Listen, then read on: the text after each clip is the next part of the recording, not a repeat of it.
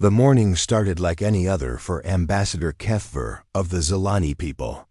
He floated through the crystal halls of his ship, his long fingers moving across the communication panels with practiced ease. His translucent skin glowed softly in the blue light of his home system's star.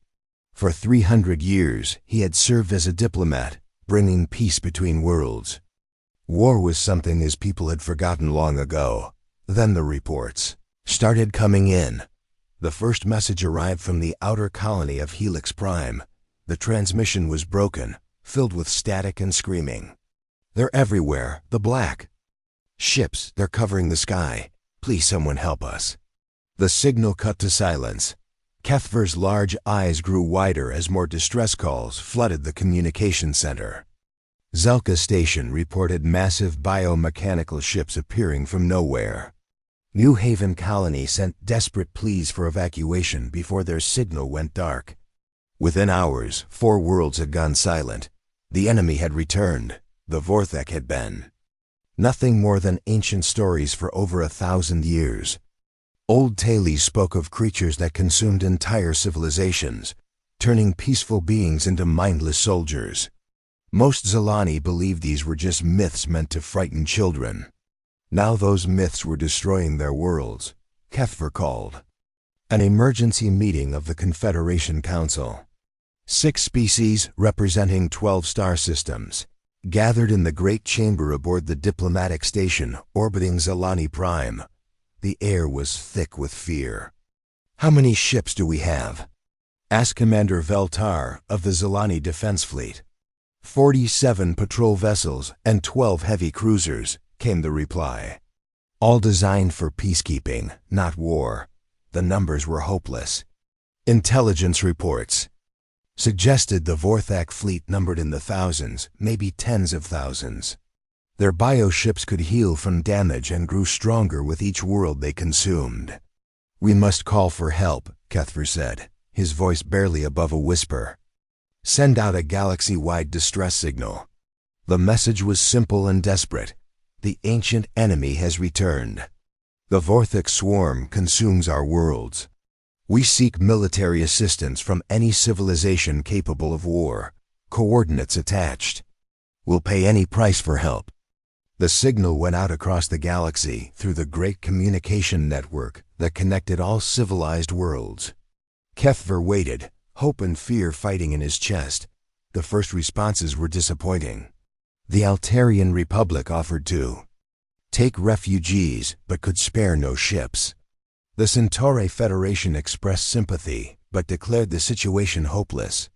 The proud Rigel Empire simply ignored the message entirely. Days passed. More worlds fell silent. The Vorthak fleet moved closer to Zilani, Prime with each passing hour. Then something unexpected happened. A new signal appeared on the communication board, coming from a sector that most galactic maps marked as empty space. The origin point showed as Sol 3 with a notation that made Kethver's blood run cold. Deathworld classification. Quarantine recommended. The message was short. Distress signal received. Help is coming. Prepare landing coordinates for heavy transport vessels. Earth. Defense Force responding. Kethver stared at the words. Earth Defense Force. He had never heard of any world called Earth, and the Galactic Registry showed Sol 3 as uninhabited due to extreme conditions. What kind of beings could live on a death world?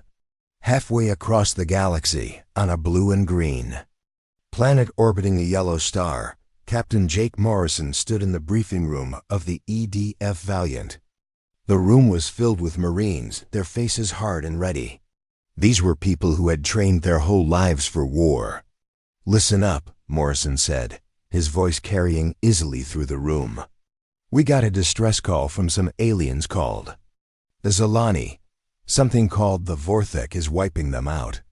Lieutenant Amy Rodriguez raised her hand. "Sir, what do we know about these Vorthek?" Morrison pulled up a holographic display showing the intelligence data Earth had received. Biomechanical ships convert populations into soldiers haven't been seen for 1,000 years. Standard alien nightmare scenario. Sergeant Pete Collins looked at the data and grinned. Sounds like fun, sir, the other Marines chuckled. They had trained for everything from urban warfare to space combat. Alien invasions were just another Tuesday for them. Dr. Lisa Chun, the expedition scientist, stepped forward. Captain, I've been studying the Zilani data. These beings are very different from us. They average about 90 pounds in weight and live in low gravity. Their bones are much weaker than ours. So they're fragile, Morrison said. What about their enemies? The Vorthak seem to be stronger, but they rely on overwhelming numbers and fear tactics. They've never faced organized resistance from a military civilization. Morrison nodded. How long since Earth's last major war? About 6 months, sir, Rodriguez answered. The Australian water conflict ended when we developed the new desalination technology. And before that? The North African border dispute, the Siberian mining. Wars, the Caribbean trade conflict. Rodriguez listed them off casually. Dr. Chun looked shocked. How many wars is Earth fighting right now? Active conflicts? Maybe 30 or 40, Morrison said with a shrug. We stopped keeping exact count when it got over 200 worldwide. The alien data had mentioned that most civilized species fought wars maybe once every few hundred years, and usually ended them quickly with minimal casualties. Humans fought constantly, and considered a 1,000,000 casualty conflict to be a minor regional dispute. Sir, Collins said, reading through the tactical reports, these Vorthak use fear as their main weapon. They show up, look scary, and civilizations surrender. Have they ever fought anyone who didn't surrender? Morrison asked. No, sir. Everyone they've met has given up or run away. Morrison smiled. It was not a kind smile. Then they're in for a surprise. The orders came down from Earth Command. Deploy 3 heavy cruisers, 12 transport ships, and a full Marine battalion to assist the Zilani. The mission was simple. Stop the Vorthak advance and protect innocent civilians. As the human fleet prepared to depart Earth, Morrison stood on the bridge of the Valiant, looking out at the other ships. 500 Marines, 50 pilots, 100 engineers, and enough weapons to level a small continent. For most species in the galaxy, this would be a massive military deployment. For Earth, it was a minor peacekeeping mission. Dr. Chun, Morrison said, when we meet these Zilani, what should we expect? They're peaceful, Captain. They haven't fought a real war in over 1,000 years. They solve conflicts through diplomacy and compromise. And they called us for help. They're desperate, sir. Their entire civilization is about to be wiped out. Morrison nodded. Then we'd better not let them down. The human fleet jumped to hyperspace, leaving Earth behind. In a few days they would reach the Zilani system and make first contact. The aliens had called for help, expecting maybe a small task force or some advanced weapons technology. Instead, they were about to meet humanity, a species that had turned warfare into an art form, that fought for fun, and that had never met a hopeless situation. They couldn't make worse for their enemies. The Vorthak had spent 1,000 years believing they were the apex predators of the galaxy. They were about to learn that Earth had a different opinion about that. The human fleet dropped out of hyperspace at the edge of the Kepler 438 system, like thunder breaking the silence.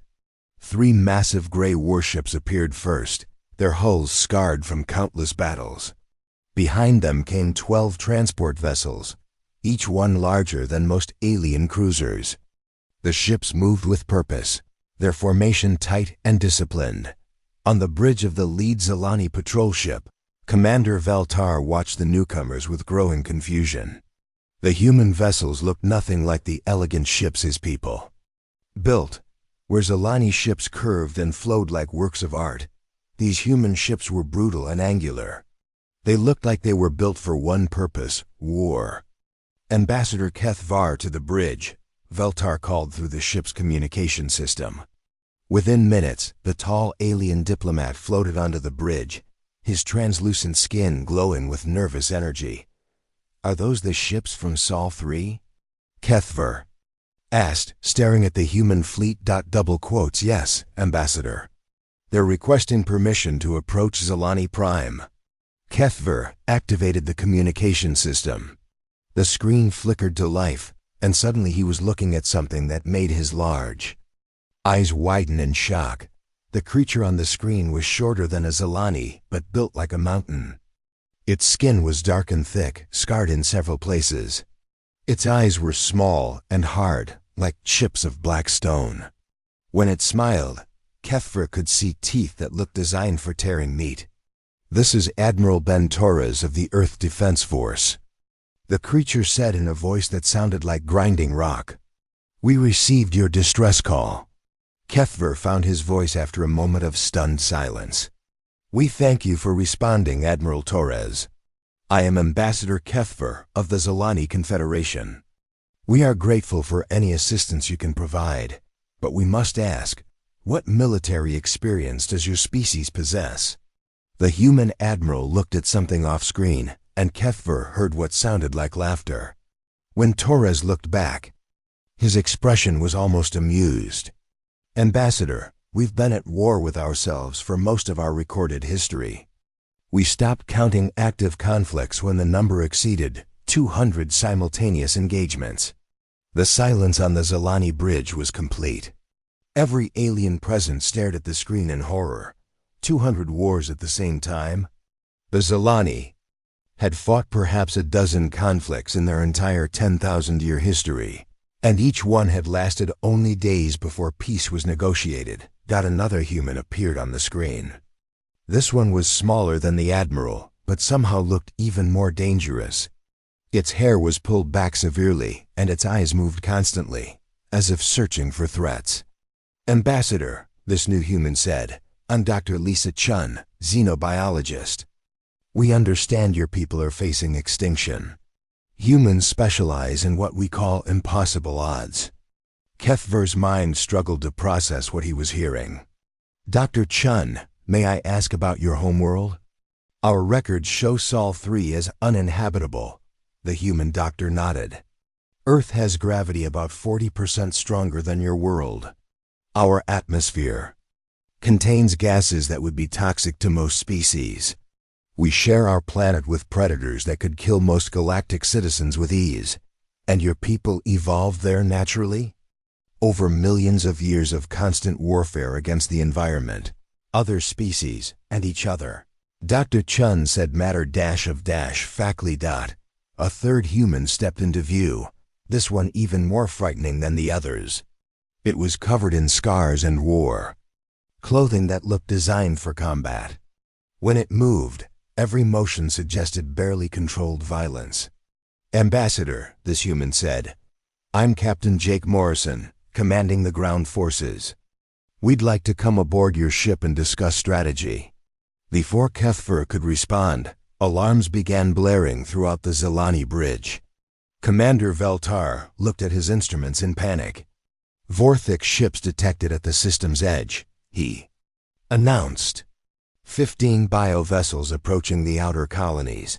The humans on the screen showed no fear, only interest.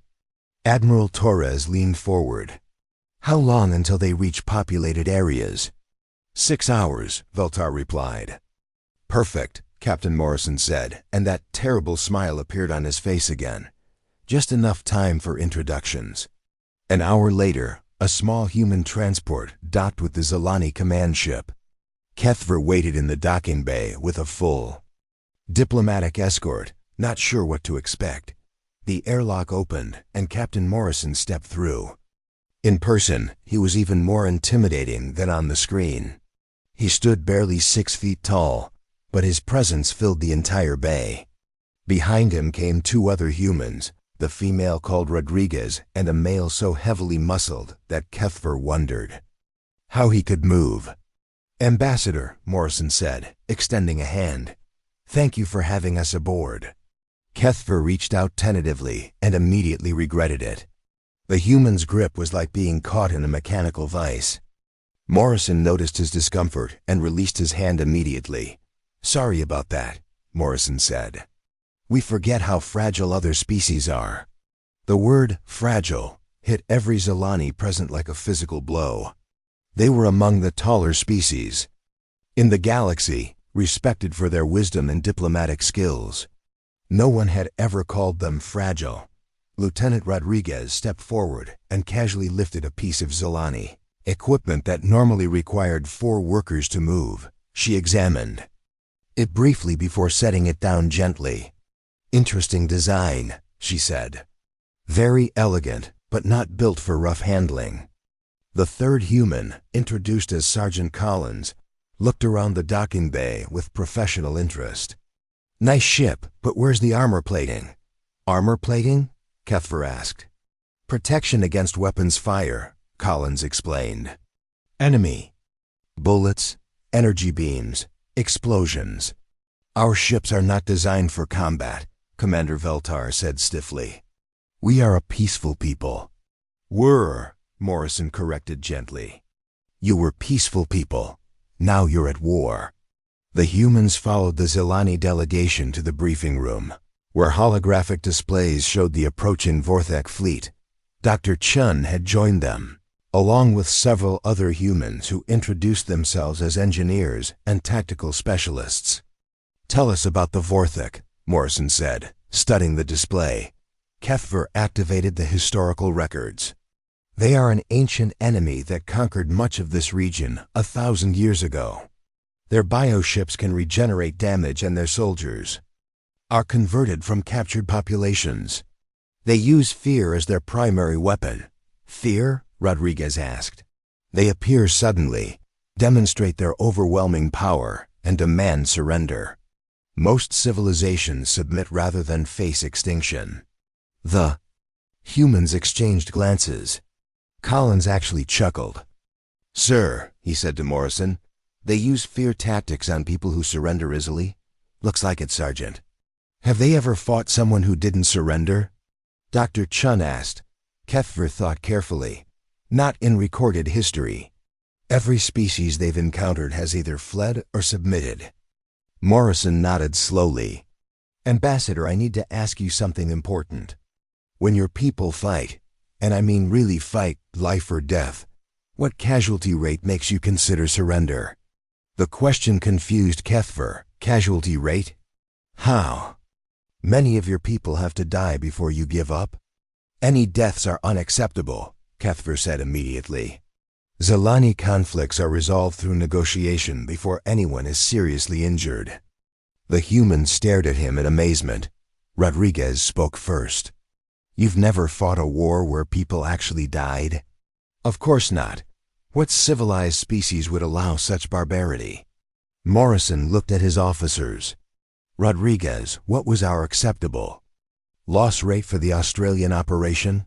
15%, sir. And we considered that low-intensity peacekeeping. Kethver felt faint. These humans casually accepted that 15 out of every 100 soldiers might die, and they called it peacekeeping.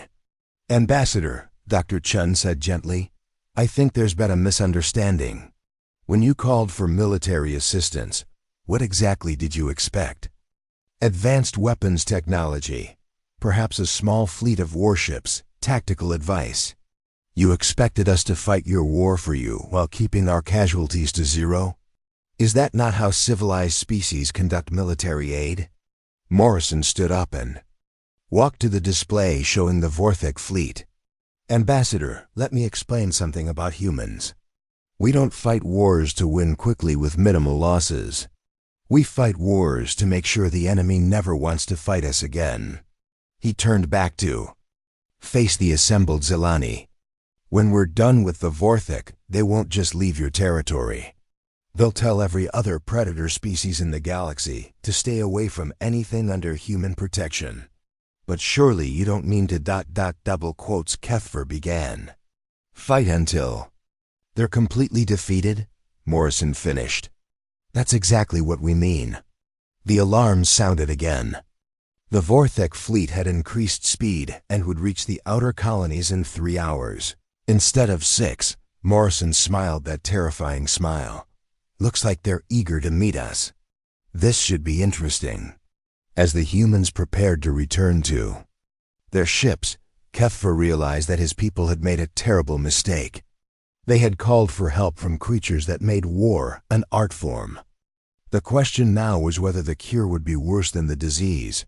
But as he watched the Vorthik fleet approaching his helpless people, he decided that anything was better than extinction, even if it meant unleashing these human monsters on the galaxy. The Vorthik fleet emerged from hyperspace like a plague of locusts. Dozens of black bioships appeared at the edge of the system, their surfaces pulsing with organic light. Each vessel looked like a living creature crossed with a nightmare, covered in spines and glowing organs that throbbed with alien life. Commander Veltar watched the enemy fleet on his tactical display and felt his hope die. The Vorthek ships were massive, each one larger than his entire patrol squadron. Worse, intelligence reports showed they could heal from damage and grow stronger by consuming destroyed ships. All Zilani vessels prepare for defensive formation, he commanded. Though his voice shook with fear, the Zilani defense fleet moved into position. 47 small patrol ships and 12 cruisers, arranged in a careful pattern designed for minimum casualties. Their weapons were meant for disabling enemy ships, not destroying them. The Zilani had not built a true warship in over 1,000 years.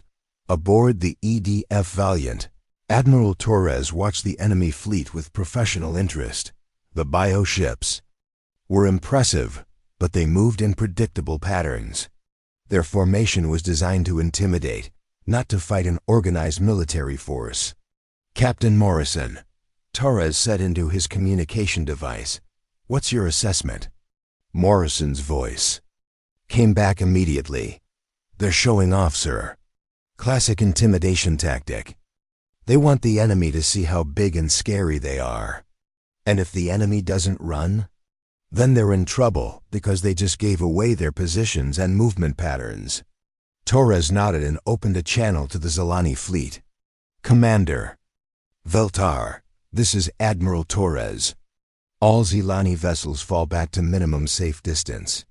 Human fleet, execute Terran Protocol 7.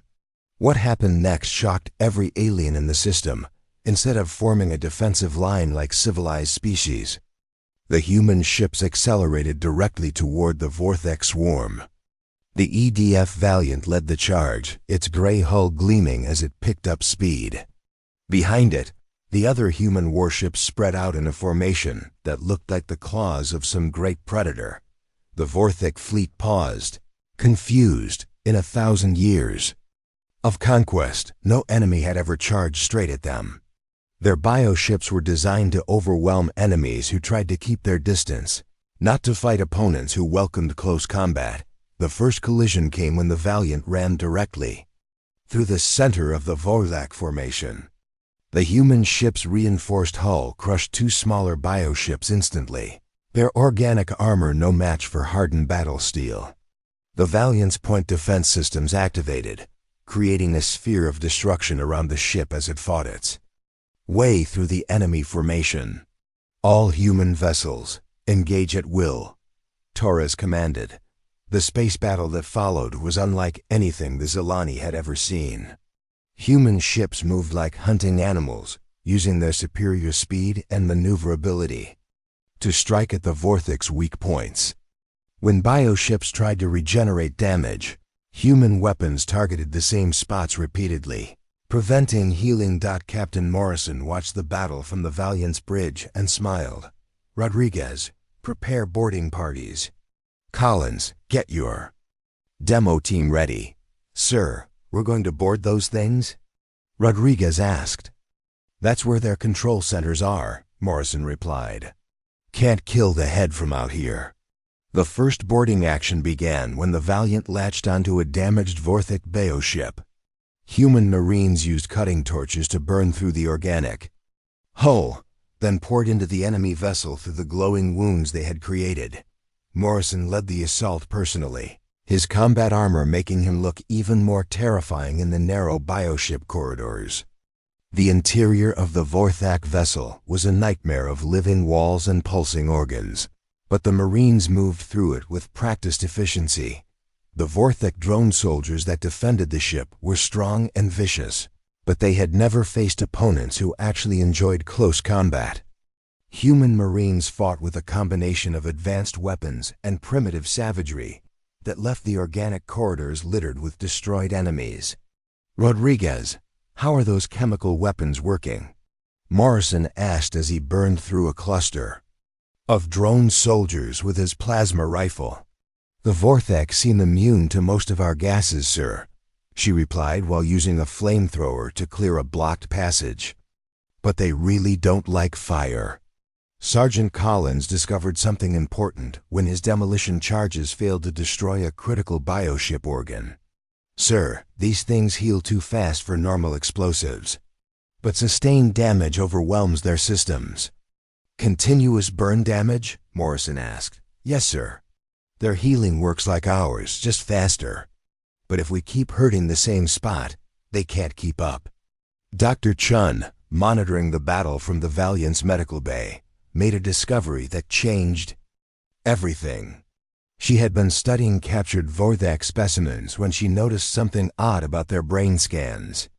"Captain Morrison," she called over the communication system, "I found something important. The Vorthek aren't naturally aggressive. They're being controlled by parasites." Morrison paused in his advance through the enemy ship. "Parasites?"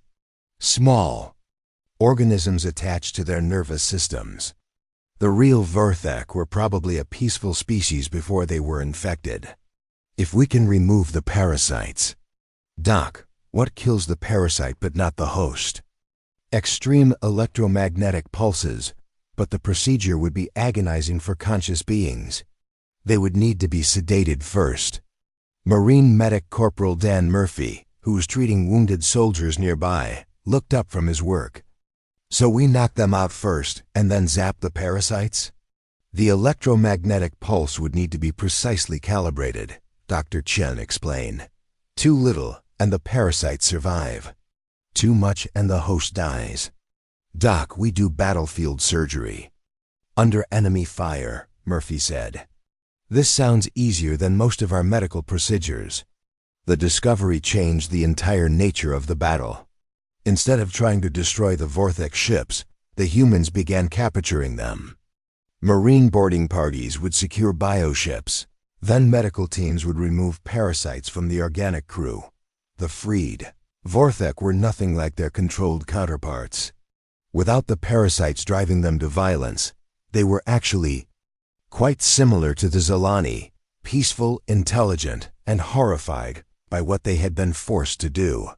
"Captain," Dr. Chun reported, "the freed Vorthek are providing intelligence about their fleet structure. They want to help us liberate the rest of their people." Morrison nodded. "Rodriguez, pass the word to all boarding teams. We're not destroying these ships anymore. We're liberating them." The tide of battle turned completely when freed Vorthek began helping the humans. They understood their bioships' weaknesses and could guide Marine teams to critical control centers. More importantly, they could communicate with other Vorthek ships and convince them to surrender for medical treatment. Commander Veltar watched the battle from his command ship and struggled to understand what he was seeing. The humans had turned a hopeless fight into a rescue mission. They were not just defeating the Vorthek, they were saving them. "Ambassador Kethver," he called, "the humans are winning." Kethver floated onto the bridge and stared at the tactical display. Half the Vorthek fleet was now under human control, their bioships glowing with different colors as freed crews took command. The other half was retreating toward the edge of the system. "They're not just winning," Kethver said quietly. "They're healing a 1,000-year-old wound." On the Valiant's bridge, Admiral Torres received a priority message from Earth Command. The communication was brief but clear. "Vorthek situation spreading to other systems. Require immediate expansion of operations." Torres looked at Captain Morrison, who had just returned from another successful boarding action. "Captain, how many Vorthek have we freed so far?" "About 10,000, sir. And they're all asking to join our fleet. Earth Command wants us to." Expand operations to other infected systems. Morrison's smile was no longer terrifying. It was almost gentle. Sir, I think we just started the galaxy's first deparasiting campaign. As the battle continued, word spread through the galactic communication networks. The humans from Sol 3 were not just fighting the Vorthek, they were curing them. Species that had hidden from the ancient enemy for 1,000 years began to hope. And in the depths of space, the master parasite that controlled the Vorthak swarm received its first taste of true fear. The humans were not just another species to be conquered. They were something new, predators that hunted other predators to protect the innocent. The age of the Vorthak was ending. The age of human protection was about to begin. The master parasite ship floated in the darkness between stars, a massive organic nightmare the size of a small moon. For 1,000 years, it had controlled the Vorthak swarm from this hidden location, feeding on the terror and destruction its slaves brought to peaceful worlds. Now, for the first time, something had gone wrong. Reports flooded in from the infected systems. The humans were spreading like wildfire, liberating Vorthak ships and freeing entire populations from parasitic control. Worse, the freed Vorthak were helping them, providing intelligence and tactical support. The master parasite had never faced anything like this before. It reached out with its vast mind, trying to reassert control over its distant slaves, but found only silence where once there had been obedient thoughts. The humans had severed too many connections. The swarm was breaking apart. For the first time in its ancient existence, the master parasite felt fear. Captain Morrison stood on the bridge of a captured Vorthak bioship, now crewed by liberated aliens and human volunteers. The organic walls had stopped their sickly pulsing and now glowed with a warm, healthy light. Former drone soldiers worked alongside Marines, their minds clear for the first time in centuries. Sir, Lieutenant Rodriguez reported, the freed Vorthak have located the source of the parasitic control. It's a massive organism hiding in the Void Nebula, about 3 days from here. Morrison studied the star charts with growing interest.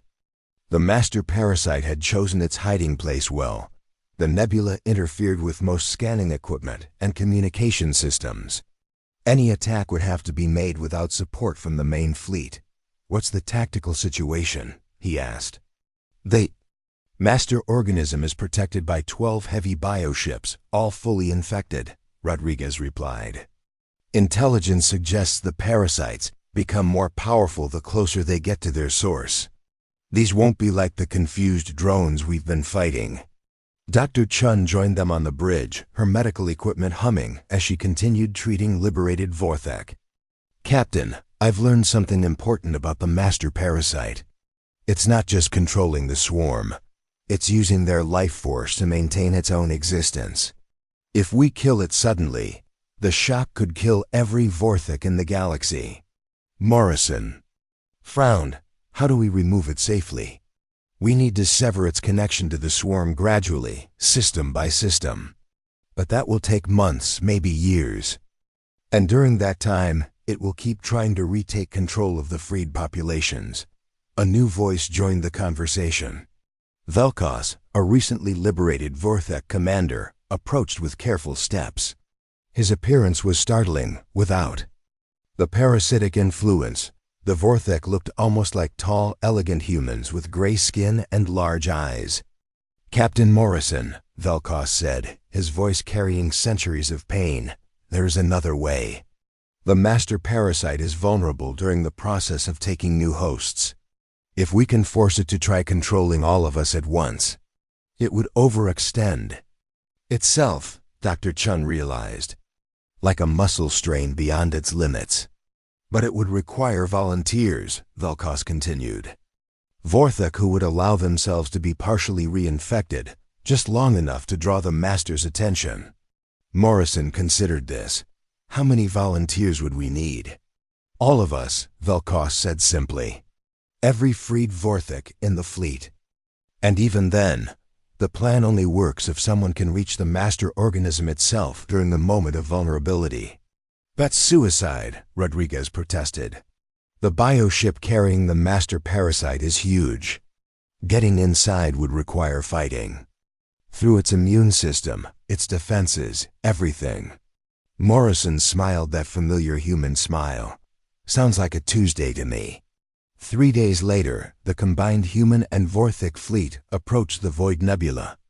The formation was unlike anything the galaxy had ever seen. Human warships flying alongside organic Vorthik vessels. Former enemies working together against a common threat. Ambassador Kethver watched from the Zilani command ship, which had insisted on joining the final assault, despite being completely unsuited for combat. "Admiral Torres," he said over the communication system, "are you certain this plan will work?" Torres looked tired but determined. "Ambassador, we've never been certain about anything. That's what makes us human." The master parasite sensed their approach and sent out its guardian ships.